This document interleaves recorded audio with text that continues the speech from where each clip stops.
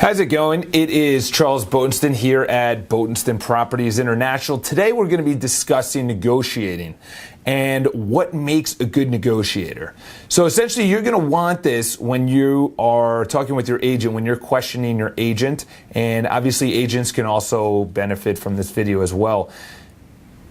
And the reason I'm bringing this up is that I had a longtime client and he is an attorney. He's entitled to a commission when he buys an apartment. And he calls me up and he's buying a $3 to $4 million place, which is a significant amount of money at the closing table. And he calls me up and he says, why don't you come down and tell me why I should use you? And I liked the frankness because it's exactly, he's that kind of guy. So obviously the frankness works for him. But what I liked is that he said, listen, you understand why I can just go on Street Easy and find an apartment and buy it and at the closing table collect a commission because I am a licensed attorney. And I thought about it and I started going through and then I had some pocket ideas, some things that if he didn't go with this, my job is yes to find an apartment. But that's easy. That's all online. And that's why I started my firm. The intangibles. You got to bring the intangibles. So for me, I'm coming from an objective point of view, which is really important. So from an objective point of view, I'm not looking at it like, holy cow, I'm about to buy a $3.5, $4 million place. The way that I'm looking at it is this best for my client? I'm looking at it, my children aren't going to be here. I'm looking at it, will they enjoy their time there? I'm not looking at it where, his mindset is entertaining and watching Sunday football and quiet in the building in the area. I'm looking at it, he's active. Is he going to like running and jogging on the east side as opposed to the west side? I'm looking at it in a totally different way. You know what? He said, okay, that's great. Then I started bringing up another area that's actually very important. And this is actually the crux of the video, is negotiating. I said, you can't just go, a good seller's agent knows how to negotiate.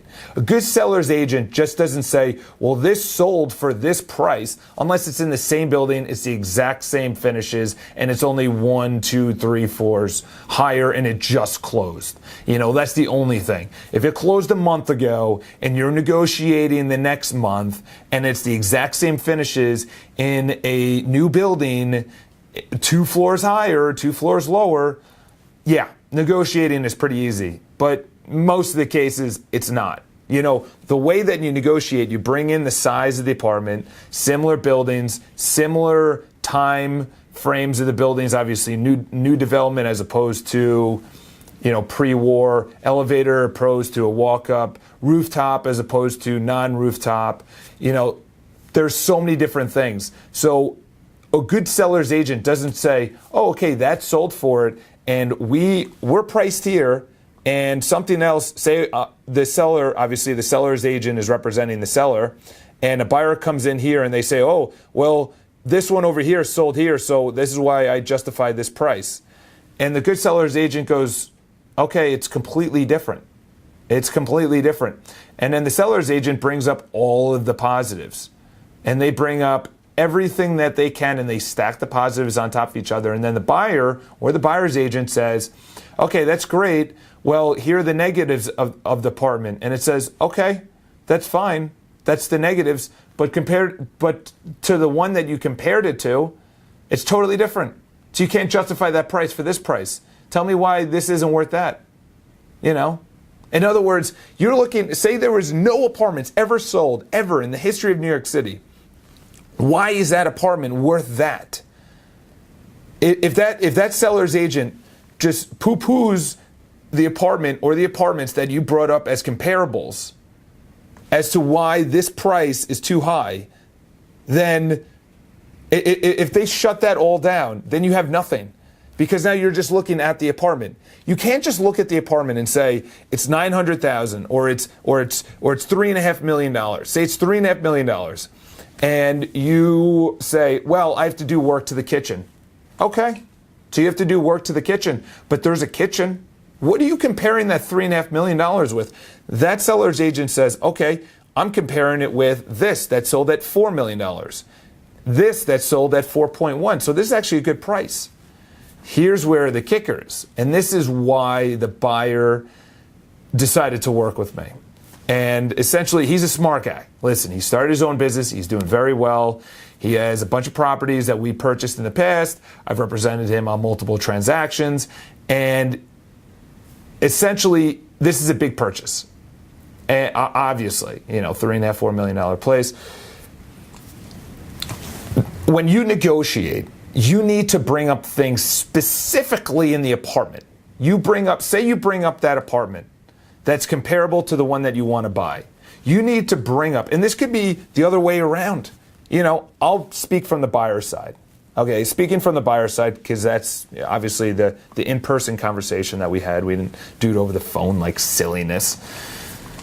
So I said, listen, I know the apartments. I breathe this industry. I walk in through the pictures, through a listing. I walk in visually. I'm like, okay, this is how it is and this is how it works, whether I know the building or not. Say I don't know the building. Say I don't know the apartment. I walk in visually. I know exactly the floor plan because once you've been in thousands of apartments, you pretty much know exactly what you're going to walk into. Yeah, there's some surprises, like if you look out the window, I didn't know there's going to be a water tower, or you look out a window and there's actually water views, But specifically when you negotiate, you have to say this kitchen is way better than that kitchen. And it's actually bigger. This kitchen's actually bigger. Look at the dimensions. This has stainless steel appliances. That does not. And I have to do work. For that to look like this, I have to put in 40 grand. Okay.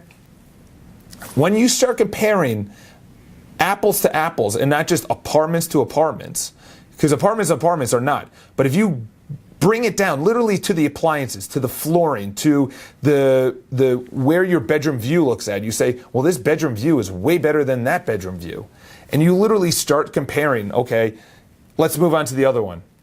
This one sold at 3.1 million. You're priced at 3.5.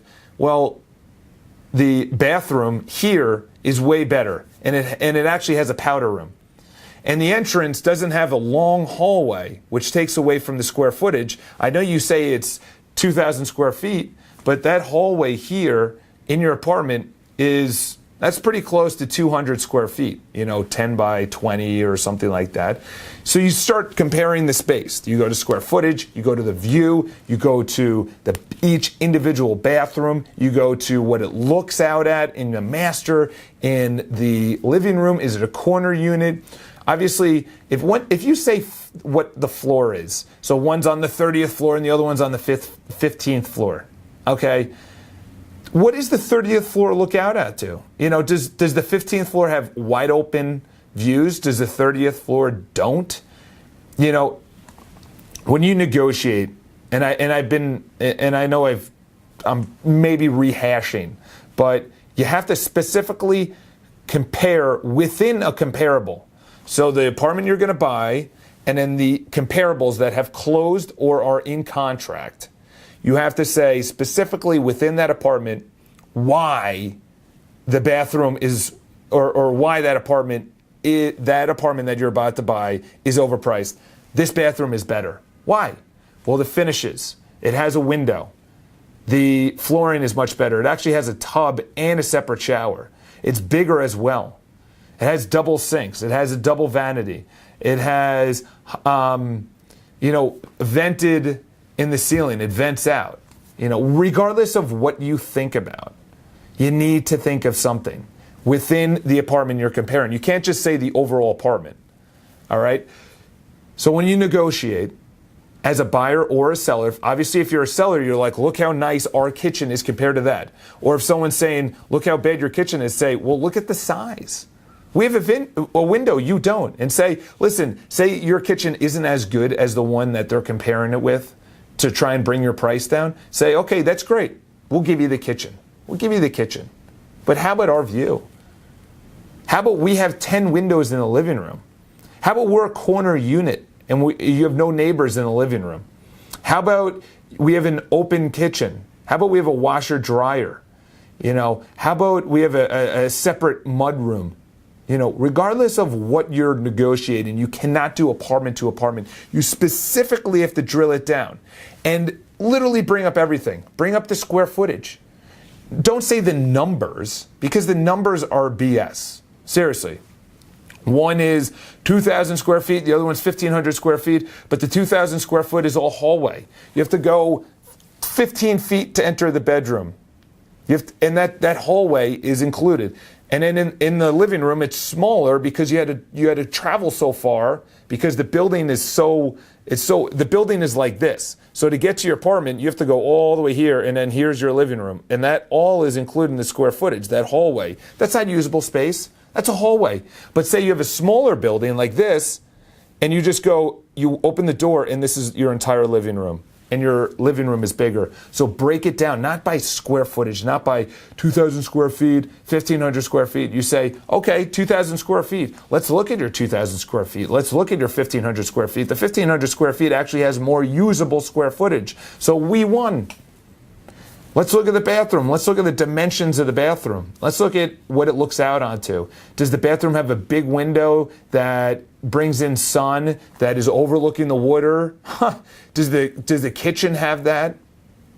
This is, perfect example is, I have an apartment on the market. It's a small apartment, but it's really, really sunny. And I actually used to live in the apartment.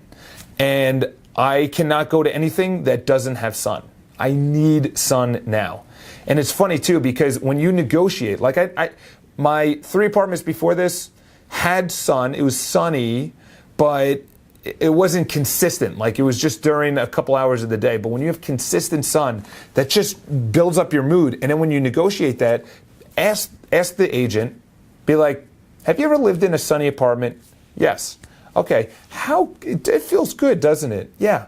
Well, I know I'm actually going from a sunnier apartment to one that's not as light, not as much light coming in. How do you think you would feel if you're going from a really sunny apartment to something that just doesn't have as much light? And the agent will answer and he'll be like, oh, you're right. And though you can't put that into an actual dollar amount, you can't say, well, this one's sunnier than this one, that's $50,000. You could say that's the enjoyment. That is the leisure inside the apartment, which actually, if one, better views or whatever, but if one is sunnier than the other, bring that up. Bring up everything. I know I've harped on it, but it's a very important topic, because when you negotiate, you cannot do apartment to apartment. You have to dial it down specifically to dimensions of the bathroom, kitchen, everything else. Anyway, I'm Charles Botensten from Botensten Properties International.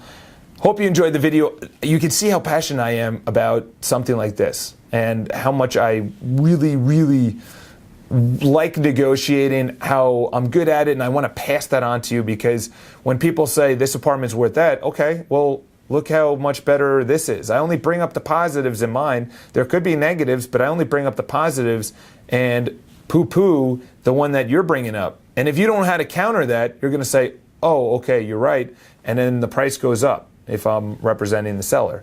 So the buyer's agent goes, oh, you're right, and then the price goes up, and that's how I actually negotiate. Anyway, ask your agent, buyer or seller, how they negotiate. Extremely important. Marketing is important, but negotiating is where your service, where your money is being spent. That's really what it is. Yes, you're gaining a relationship by signing this agent on as your exclusive representative, as a buyer or as a seller, but you want to know, yes, you're getting into a relationship, as I just mentioned, because you're literally, intimate details are getting passed and forth, what you want, what your needs are, your financials, everything like that. But also, that's great, but how do you negotiate? How are you going to get me the best price, whether buying or selling? So ask your agent that. It's Charles Botensten from Botensten Properties International. Subscribe to our YouTube channel. We put up a video every single weekday. And we are on Instagram. That's our favorite social media network. So follow us there. We will see you tomorrow, which is Wednesday. It's a beautiful day here in New York City. If you have any questions, obviously give us a comment and we'll answer it from there. I'll talk to you guys tomorrow.